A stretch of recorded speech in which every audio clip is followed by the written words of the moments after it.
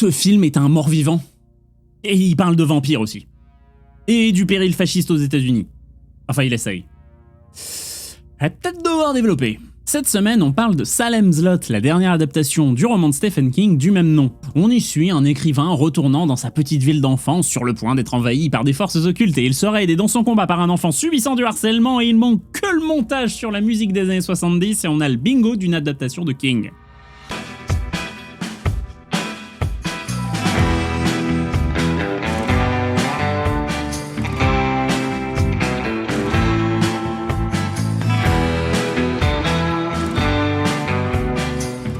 Voilà rassuré, je suppose. Le nom de notre écrivain de circonstance est Ben Mowers qui revient dans sa ville d'enfance de Jerusalem's Lot.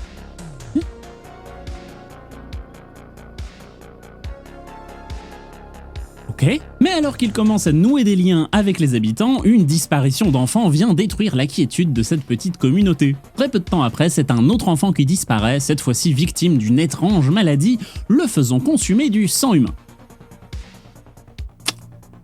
Le meilleur ami du disparu et du mort décide d'élucider les circonstances étranges qui entourent la fin de ses amis et il disparaît du montage après. Il revient que pour la fin du film. Et intérieur. Salem's Lot sort d'une longue épopée de production, c'est le moins qu'on puisse dire. Annoncée en 2019, cette adaptation devait initialement sortir fin 2022. Puis a été décalé en avril 2023 suite à des retards de post-prod liés au Covid, avant de juste disparaître de la communication officielle de Warner Bros. Pendant presque un an. Plusieurs fans de King ont légèrement craint que le studio allait nous faire encore une bad girl, c'est-à-dire annuler purement et simplement la sortie d'un film en toute fin de production. Mais en dehors d'un tweet un peu acerbe de King, la production du film avait l'air d'aller plutôt bien. La notation MPAA était déjà attribuée, on peut trouver des références de distribution prévues en Australie, au Mexique, en Allemagne. Mais non, le film ne sort pas. Et pourtant, je fais un épisode dessus, parce qu'il vient juste de sortir.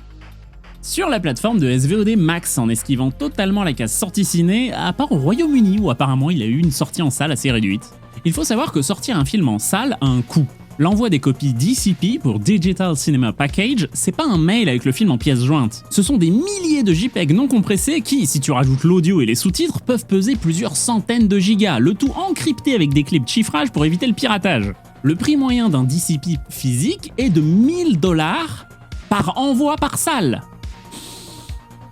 Et tu peux ajouter à cela les frais de communication qui peuvent dépasser les 30% du prix de production d'un film parfois. Les interviews, les affiches, les frais de diffusion des bandes annonces à des heures de grande écoute, etc. etc. Bon, je sors de la spéculation, mais tout ça pour dire qu'il existe des raisons monétaires pour préférer la sortie VOD à la sortie cinéma. Perso, je pense que Warner avait peur pour la rentabilité du film et a préféré limiter la casse en le sortant uniquement en VOD. Évitant en plus dans le même temps d'être de nouveau accusé d'annuler des films terminés. Même si honnêtement, placardiser un film en VOD, c'est pas le sort le plus enviable, mais au moins il est disponible légalement. Disponible tout court d'ailleurs, parce que Bad Girl c'est officiellement un Lost Media. Vas-y Feldup, je compte sur toi.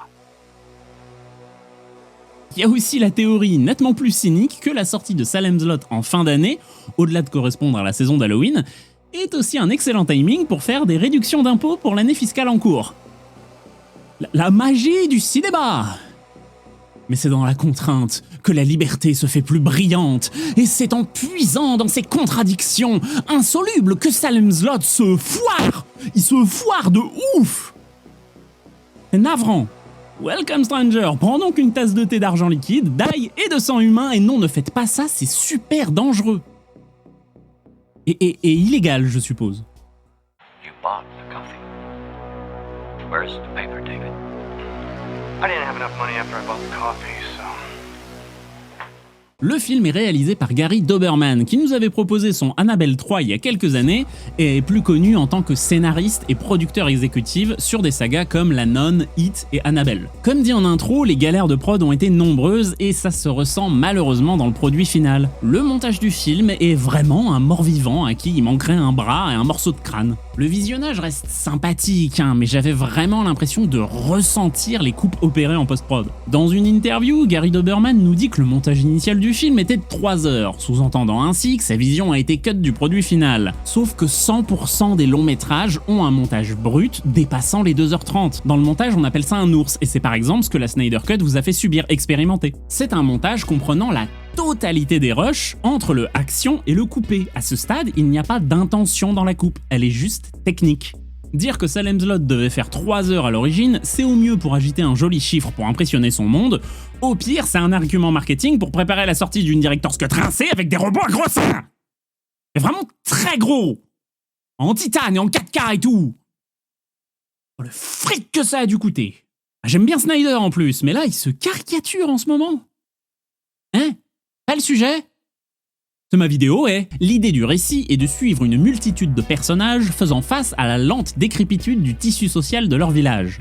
Du prêtre à la légiste, on voit chacune de ces personnalités réagir alors que l'amour et le lien entre les gens fait place au silence et à la méfiance. Et à l'avènement d'un seigneur de la nuit et d'une armée de ghouls, mais laissez-moi rendre pompeux et snob tous les tropes des films, pitié, c'est mon fond de commerce.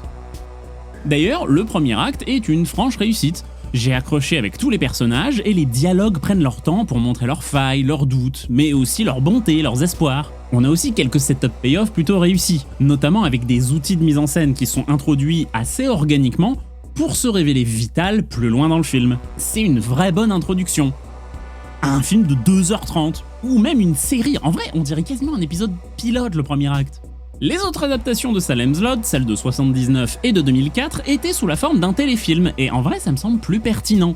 Là, dans un film d'1h40, on a à peine le temps de s'immerger dans la situation initiale, que la ville a déjà sombré dans le trumpisme, le vampirisme.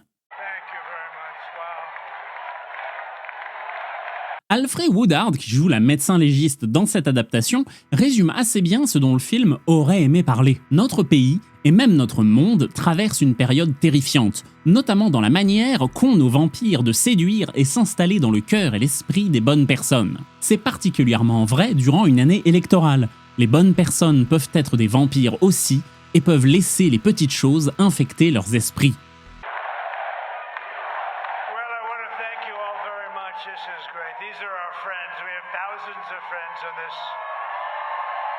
Mais c'est super pertinent comme analyse. Le vampirisme, ça se transmet, comme les conspirations islamophobes par exemple, et le vampire crée des ghouls, des êtres sans volonté propre qui obéissent à la volonté de leur maître, tout comme les antisémites, qui suivent aveuglément leur gourou et propagent des clichés qui alimentent la haine. Oui, de même, le vampire dans le film, il a un pouvoir de suggestion, il parle aux peurs profondes de ses victimes pour les pousser à le rejoindre. Tout comme Marine Le Pen s'adresse au réflexe de peur des racistes. Peur de perdre son emploi, sa famille, sa langue, ses traditions. Mais enfin, je vous accorderai tout de même que tirer toutes ces conclusions politico-philosophiques de Salem Slot, c'est du niveau d'entendre Hollande parler et de conclure que le PS est un parti de gauche. Faut être sacrément propice à la surinterprétation. Ce que je suis, donc poursuivons. Bon, par contre, pas pour le PS. Hein. Je veux bien surinterpréter tout ce que vous voulez, mais PS parti de gauche, c'est une théorie du complot. Ça fait jamais plaisir d'être moqué. L'isolement est un des thèmes principaux du film. Tourné dans l'immédiat post-Covid, l'insistance sur la maladie, le vampirisme ici, qui rentre dans les foyers est évidente. De même, les amis et les familles qui se déchirent quant à la façon de faire face au virus, je pense qu'on a tous vécu ça à cette période. Le shérif joue l'abandon et la fuite alors que les parents de Mark ferment les yeux sur le problème. Plus les habitants deviennent des ghouls, moins la ville semble habitée. De larges plans d'ensemble avec des foules et des voitures, on passe petit à petit à un bourg désert et sombre. Enfin ça c'est sur le papier, parce que dans les faits, le film va tellement vite qu'on perçoit cette intention que de manière super diffuse en fait. En revanche, Salem Slot arrive bien à mettre en avant la place du crépuscule dans la mise en scène. L'opposition entre le cyan et l'orange, qui est turbo classique dans l'étalonnage, c'est même devenu un cliché, mais ici c'est vraiment utilisé à 200%. Quand quelqu'un devient une ghoul, la mise en scène lui interdit l'accès aux lumières chaudes, qu'elles viennent du soleil ou même d'un lampadaire. C'est un peu tape à l'œil, mais l'effet voulu fonctionne et ça a le mérite d'être thématique. Parce que niveau mise en scène criarde qui manque de sens, le film est plutôt bavard. Genre cette transition là. Ah, c'est joli, c'est bien pensé. Et c'est juste pour le style.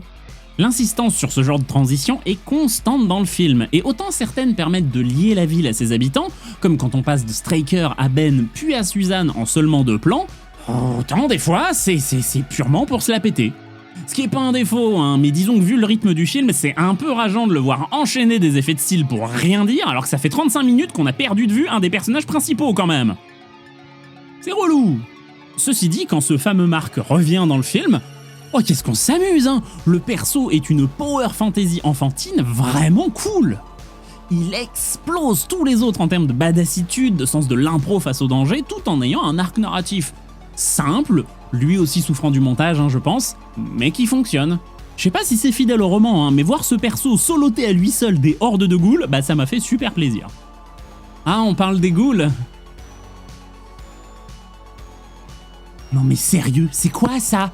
Mais c'est pas possible de voir ça sur son banc de montage et de se dire allez ça part. Et le vampire c'est encore plus ridicule. Et ne me lancez pas sur ces croix de lumière, je vais devenir super colère.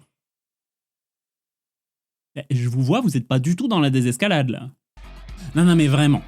Comment tu peux écrire le personnage du prêtre dont le trait de caractère c'est qu'il doute de sa foi quand il brandit une croix de lumière qui parvient physiquement à repousser le mal? Comment ça, il a une crise de foi à ce moment-là? Même moi, je deviendrais croyant. Et ce rendu infâme n'est pas de la faute au maquilleur FX.